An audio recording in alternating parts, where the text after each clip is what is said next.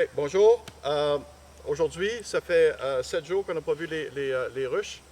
Euh, donc, deux choses aujourd'hui. Je vais ouvrir cette ruche-là parce que j'avais une jeune reine qui était là la dernière fois. On avait perdu notre reine il y a un bout de temps. Et j'ai une nouvelle jeune reine. Et je crois, à ce moment-là, quand je l'ai vue, je pensais qu'elle avait été fécondée, mais je ne suis pas sûr. Donc là, on veut voir si elle a été fécondée, si elle a commencé à pondre. Sinon, on a un gros problème parce que c'est déjà trop tard dans la saison pour avoir des reines de façon naturelle. Alors, je vais aller voir là-dedans. Ici, dans cette ruche-là, ça allait bien.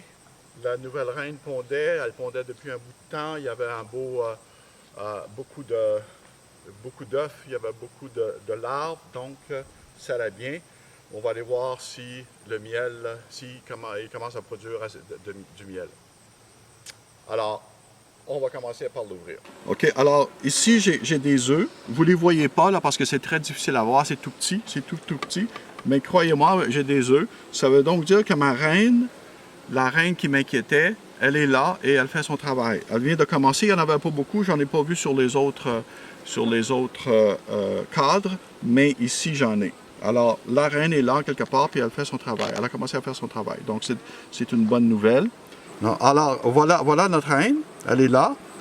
OK? Elle est belle, elle n'est pas énormément énorme, là, mais elle est très jolie. Son abdomen est beau, un bel abdomen, donc ça veut dire que sa spermathèque est pleine. Alors, puis elle a commencé à pondre, donc on va la laisser. On va fermer tout ça. OK, je vais fermer ça, mais durant la semaine, je vais venir enlever les cadres qui sont pleins de miel. Ceux qui sont operculés au complet, là, ça veut dire que le niveau d'humidité est bon pour le miel. Et je vais les enlever, je vais enlever les abeilles dessus et je vais les garder jusqu'à temps qu'on soit capable d'enlever le miel dedans.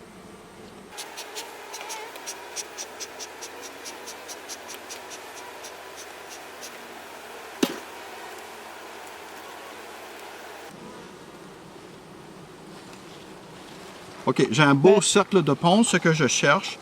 C'est-à-dire que mon couvain operculé est au milieu, ça veut dire qu'il y a plus de 8 jours. Et autour, j'ai des larves. J'ai des larves et ils vont vers l'extérieur, c'est-à-dire de l'intérieur vers l'extérieur.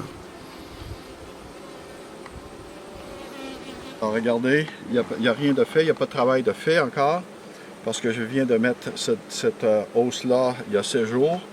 Donc c'est un gros travail d'étirer tout ça pour eux autres.